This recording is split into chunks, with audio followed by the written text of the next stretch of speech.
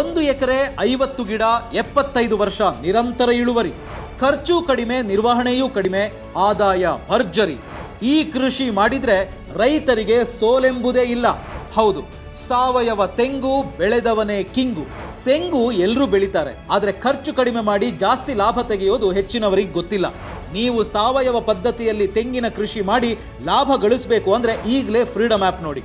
Freedom app research team ಸಾವಯವ ತೆಂಗಿನ ಕೃಷಿ ಮಾಡಿ ವರ್ಷಕ್ಕೆ 15 ಲಕ್ಷ ಗಳಿಸ್ತಿರೋ ಯಶಸ್ವಿ ರೈತ ಮಂಜೇಗೌಡರ ಜೊತೆ ಸೇರಿ ಈ ಕೋರ್ಸನ್ನು ಡಿಸೈನ್ ಮಾಡಿದೆ.